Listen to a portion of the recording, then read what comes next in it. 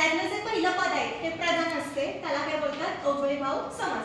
आता ह्याच्यामध्ये काय येणार आ, यथा, दर, प्रति हे काय लागतात, त्याला उपसर्ग असे लागतात. आता त्याचं उदाहरण काय येणार आजन्म. आजन्माचं काय येणार जन्मापासून. नंतर काय येणार आमरण. आमरण म्हणजे काय मरेपर्यंत. आता आ, यथा, दर आणि प्रति म्हणजे हे जे उपसर्ग लागतात त्याचे तुम्हाला काय उदाहरण माहिती आहेत का अव्ययीभाव समासाचे? कोणी सांगू शकतं का? अव्ययीभाव समासाचे का?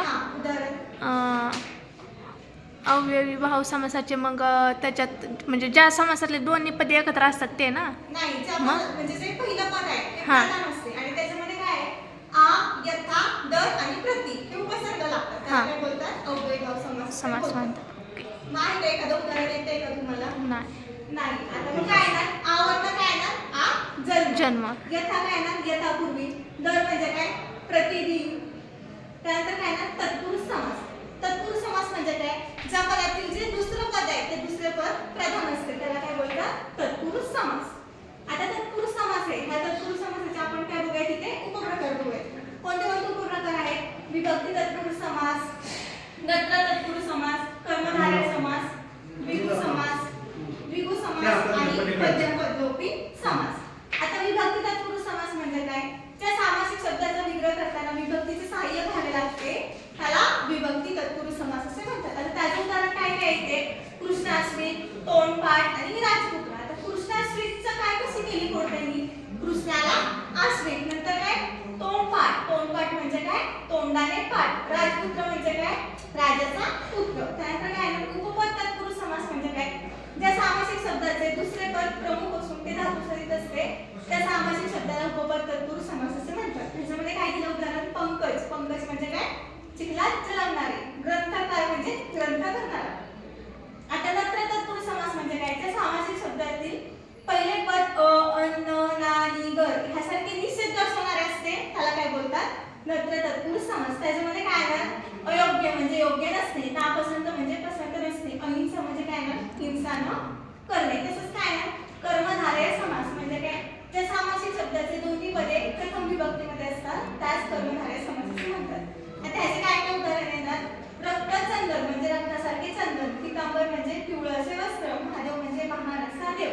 द्विगु समास म्हणजे काय त्या सामासिक शब्दातील पहिले पद हे संख्या विशेषण असते म्हणजे त्या शब्दातून एक विशिष्ट संख्या दर्शवली जाते त्याला काय बोलतात द्विगु समास असे म्हणतात. आता त्यांचं काय काय एखादं उदाहरण येणार म्हणजे काय सप्तग्रह म्हणजे काय 7 ग्रहांचा समूह. सप्तश्री किंवा पंचवटी म्हणजे ह्याच्यामध्ये काय दाखवली सप्त पंच हे काय संख्या काय बोलतात द्विगु समास असे बोलतात. आता इथे काय दिले पंचवटी म्हणजे काय 5 वडांचा समुदाय. सप्ताह म्हणजे काय 7 दिवसांचा समूह. आता मध्यम पदलोपी म्हणजे काय ते जे दोन शब्द असतात म्हणजे दोन्ही शब्दांचे अर्थ एकच असतो आणि त्याचा जो मधला पद आहे हा लोप होतो त्याला काय बोलतात मध्यम पदलोपी समास. जे दोन पदातील पहिल्या पदाचा दुसऱ्या पदाशी संबंध दर्शवताना म्हणजे मधल्या पदाचा लोप होतो त्याला काय बोलतात मध्यम पदलोपी समास. त्याच्यामध्ये काय केले कांदे पोहे, कांदे घालून केलेले पोहे. आता घालून केलेले असं आपण म्हणतो का नाही म्हणत तर आपण म्हणताना काय बोलतो फक्त कांदे आणि पोहे. पुरणपोळी, पुरणपोळीचं काय आहे पुरण घालून केलेली पोळी म्हणजे आपण असं म्हणतो का पुरण घालून केलेली पोळी असं नाही म्हणत आपण बोलताना काय म्हणतो पुरणपोळी. पुरणपोळी म्हणजे काय झालंय मधल्या पदाचं काय झालंय लोपचं. ओके. आता आपण काय बघूया द्वंद्व समास म्हणजे काय ज्या समासातील दोन्ही पदे प्रधान असतात व ती कशाने दर्शवली जातात आणि व किंवा ह्यासारखे उभयनिष्ठ जोडलेले जातात त्याला काय बोलतात द्वंद्व समास असे म्हणतात. आता द्वंद्व समास कोणते कोणते प्रकार आहेत इतरेतर द्वंद्व समास, वैकल्पिक द्वंद्व समास आणि बहुव्रीही समास. आता इतरेतर द्वंद्व समास म्हणजे काय त्या सामासिक शब्दाचा विग्रह करताना आणि व आणि या हे उभयचा उपयोग केला जातो त्याला काय बोलतात इतरेतर द्वंद्व समास असे म्हणतात. त्याचे उदाहरण काय आहे आई, बाप, राम, लक्ष्मण, बहीण, भाऊ, कृष्ण, अर्जुन म्हणजे काय आई बाप. आता ह्याचा विग्रह करताना काय झाले आई व बाप ह्याच्यामध्ये ब हे काय आले उभयनिष्ठ आलेले आहे. राम लक्ष्मण म्हणजे काय राम व लक्ष्मण आणि त्याच्यामध्ये काय आले व हे काय आले उभयनिष्ठ आले.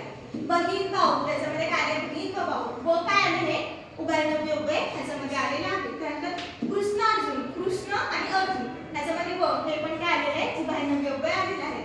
म्हणजे आणि व या ह्यांसारखे उभयनिष्ठ अव्यय येतात त्याला काय बोलतात इतरेतर द्वंद्व समास. आता आता वैकल्पिक द्वंद्व समास म्हणजे काय?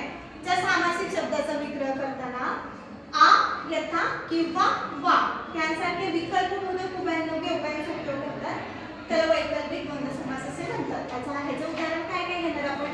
पास नापास, बरे वाईट, खरे खोटे, नाही नाही. आता ह्याचा जर आपण विग्रह केला तर कसं येणार? पास किंवा नापास, किंवा हे काय आलं? उभयनव्य उभय इथे आलेलं आहे. बरे वाईट, बरे किंवा वाईट ह्याच्यामध्ये पण काय आले? किंवा हे उभयनव्य उभय आहे. खरे खोटे, खरे अथवा खोटे इथं काय आले? अथवा हे उभयनव्य उभय आहे. न्याय न्याय, न्याय अथवा अन्याय. आता बहुव्रीही समास म्हणजे काय?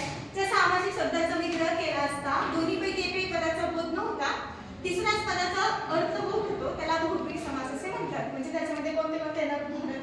गजानन, लंबोदर असे उदाहरण येणार.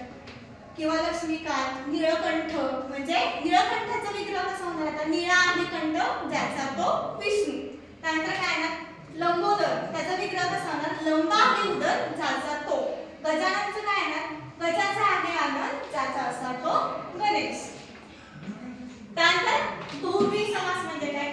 ज्या सामासिक शब्दाचा विग्रह केला असता दोनोंपैकी एकही पदाचा बोध नव्हता, तिसऱ्याच पदाचा अर्थबोध होतो, त्याला बहुव्रीही समास असे म्हणतात. त्याच्यामध्ये काय काय? गजानन, अनंत आणि प्राप्तधन ह्याचे काय केले तिथे विग्रह करून उदाहरण दिलेले आहे.